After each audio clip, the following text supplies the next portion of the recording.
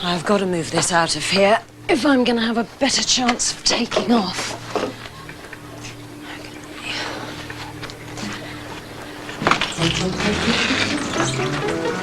Oh, great. How am I supposed to move it now? No matter which way I push it or pull it, it won't budge. Just about lift it. But how's that going to help? I need to think about this after I answer the science line. What's going on out there? Stella, we're a bit stuck on something.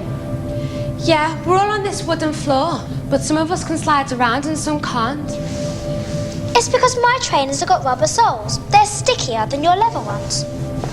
I reckon it's got something to do with forces and weights. No, we all weigh about the same. I can slide around easily. You can't even get started.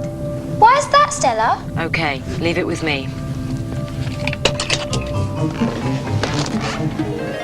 We're not dealing with sticky things here. We're dealing with forces. Look at this block. If I push it along here, I'm exerting a force on it and it moves. But if I also push from the other side with an equal force, it doesn't move. The forces are balanced. If the forces acting against an object are balanced, then there's no movement. So, if you're wearing trainers and really trying to push your foot along the ground and failing, it must be because there's an equal force acting against the foot in the other direction. And this force is called friction. So, friction is the force that opposes movement when two surfaces try to slide over each other. And one of the things that the size of that frictional force depends on is what the surfaces are made of. Now, it looks like I might have my own friction problem here, but I need to know more. I think it's time Femi investigated.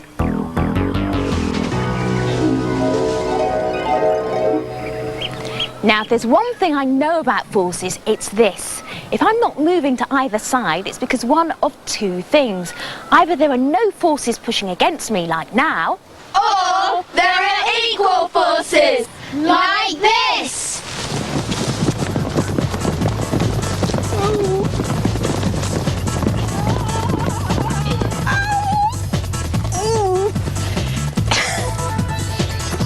It's only if the forces aren't equal that you get movement.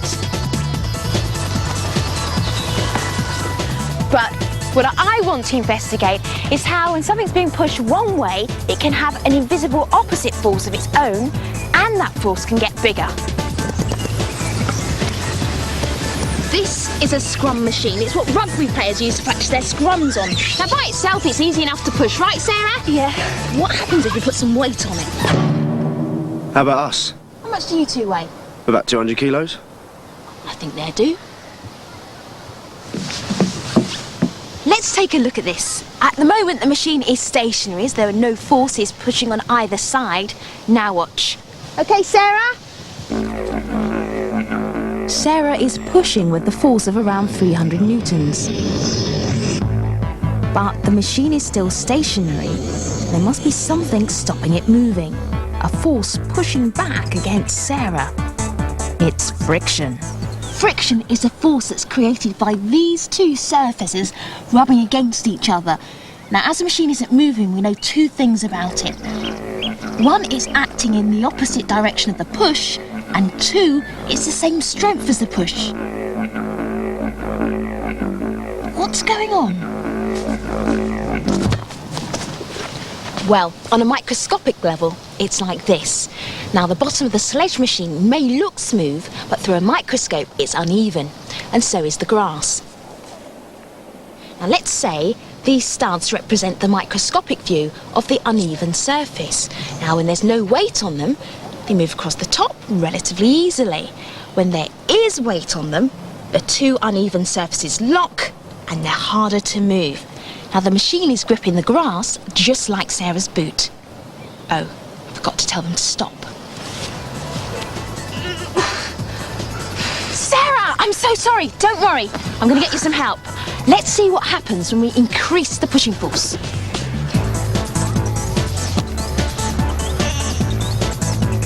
Another pusher means the force is now around 600 newtons.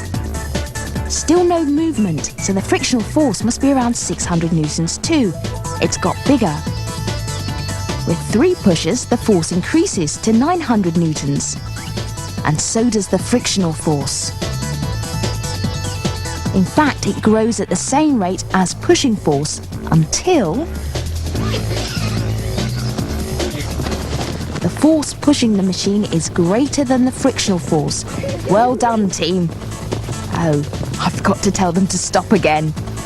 Oops. I'm sorry, I'm very sorry. I'm going to go home. Oh, we'll give you a lift, Femi. Ah. Yeah! Never really liked rugby, but I could be converted.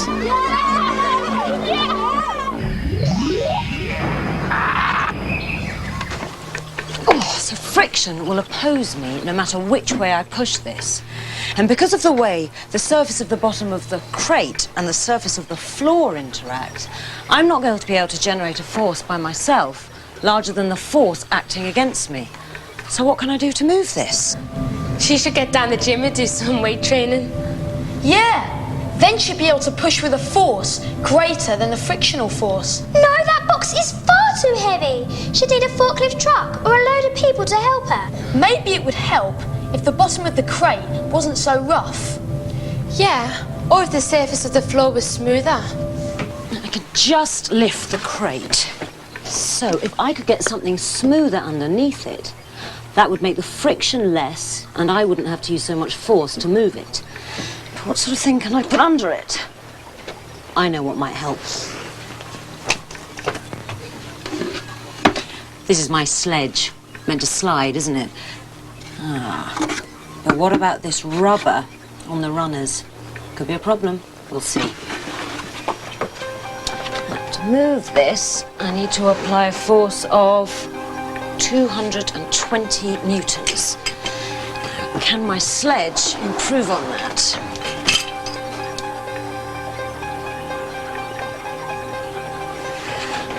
Oh, this made things worse. 320 newtons. The rubber on the floor has increased the frictional force. I'm going to have to try some different materials on my sledge runners.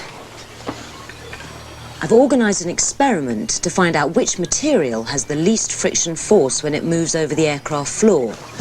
I'll use this block to represent the sledge runner, weights to represent the crate, and this is the floor. Now first, I'll attach in turn each of these materials, and then I'll attach a forceometer onto the block and try and pull it across the flooring. The forceometer will tell me how much force is needed to be greater than the friction force. Polythene. Shiny.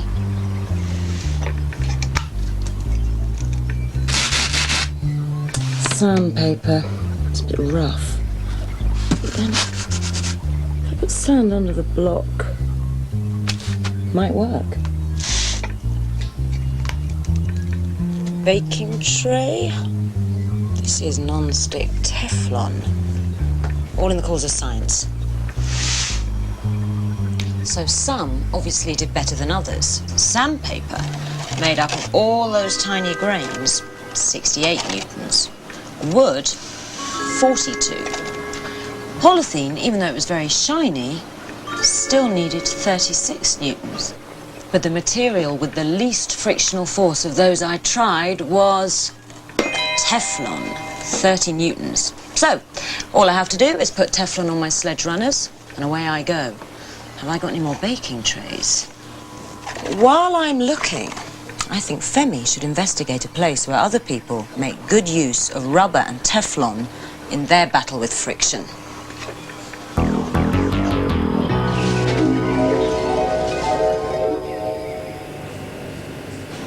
Before I do my investigation, I'm wondering why I have to wear these strange shoes.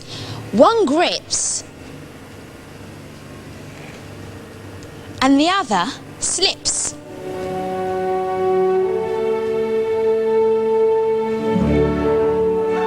The grippy rubber shoe enables me to slide on the slippy Teflon shoe. Actually, I think I know now. Kirsty Hay is a champion curler.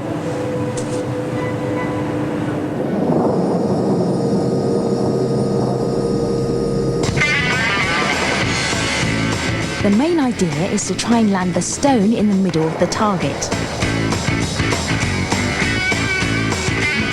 Hiya, Kirsty. Hi.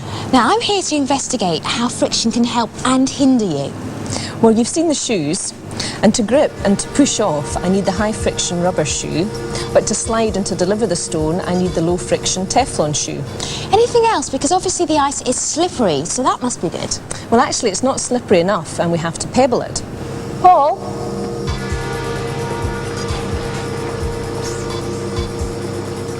Pebbling is when we put water drops onto the ice. It instantly freezes and you get a bobbly surface. But surely pebbling makes the ice rougher, not smoother. In fact, it feels rough. Isn't that just going to slow the stone down? I'll bet you that's faster. Okay.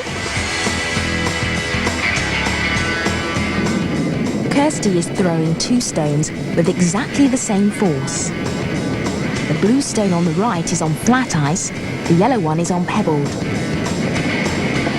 The yellow stone soon gets ahead. What's going on? On smooth ice, two flat surfaces rub together. More contact, more friction.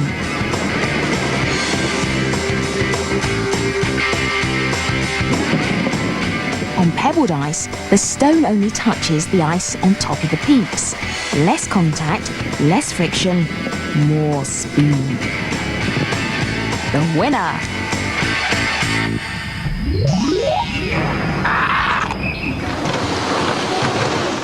That's more like it. Does friction only exist between solids? These two balls of plasticine are the same weight. If I drop this ball into water, it sinks. But what happens if I drop this ball into this jar? In the tank on the right is silicon oil, a thicker liquid than water. Silicon oil offers more friction to the sinking ball than water, so the ball sinks more slowly.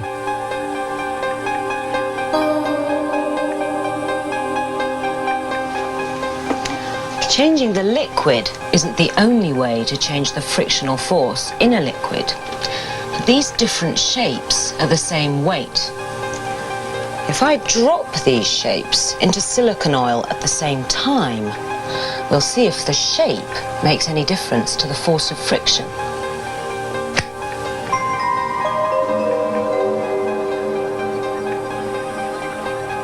The shape does seem to make a difference. The teardrop seems to be experiencing less friction than the other shapes. Something for Femi to investigate.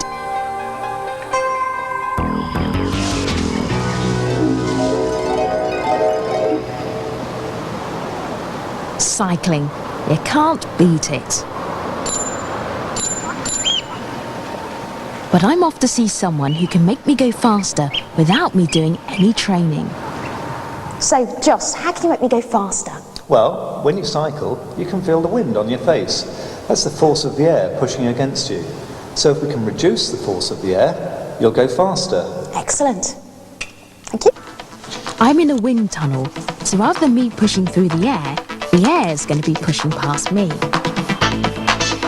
Joss Darling is an expert in how air flows against solid objects. It's called aerodynamics. The giant fan is set to make the air travel at 25 miles an hour, the equivalent of a windy day.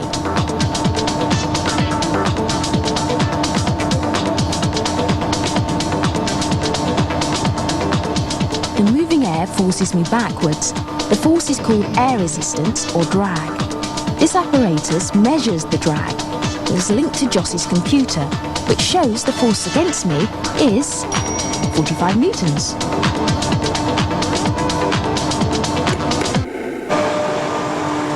Joss, so what's actually happening when I'm on the bike? Well, the wind that you feel is actually particles in the air hitting you. It's a bit like this. And because there are lots of particles, the force that you feel is actually quite strong. And you can see here that the air's coming along and it's walloping the front. It's having to change direction, go over the surface. The result of that is that at the end of the day, there's a force trying to stop you moving. And that's what you're feeling when you're pedalling on your bike. The particles are like the surface of the air rubbing against me. When I'm sitting upright, more of them push against me, which slows me down. Bending down means fewer particles need to change direction, so the drag is less, 25 newtons, but Joss still isn't happy. There's still quite a lot of friction, Femi, and a lot of it's in your clothes. And this model is meant to represent the surface of your clothes flapping in the wind. And you can see that as the air comes along, the bubbles get caught in the hollows. They change direction, so exert a force. You can see it on my flapping clothes. And also, the surface of your clothes are quite rough. Well, yes, actually, if I slide my hand over the cotton, I can feel that friction, and that must be what happens in the air as well. That's right. So if you had something that was much smoother and the air could slide over more easily, there'd be less friction, and hopefully you'd go more quickly. So, smooth, tight clothing is called for. I need to get changed. Don't look! Meet the new aerodynamic low friction Femi. Go for it, Joss.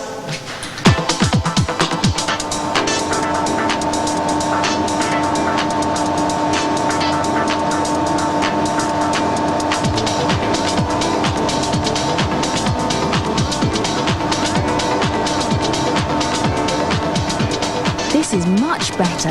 Look at that airflow. The teardrop helmet helps smooth things along.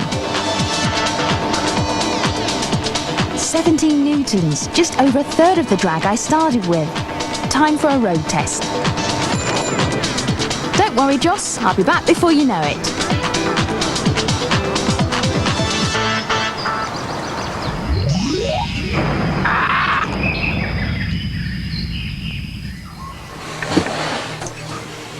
Now I know how to reduce the friction force. Moving these is a lot easier. Before I go, here's something for you to think about. When I move this crate out onto the ramp outside the plane, it will slide down without me having to push it at all. Now the ramp is made of the same surface as the floor, and the crate's made of the same wood. So why do you think that is? Obviously, the ramp is slippier. No, she said it was the same material as the floor. I reckon she gave it an extra hard push to get it going. It's sloping, isn't it? So the force of gravity must be helping to pull it down.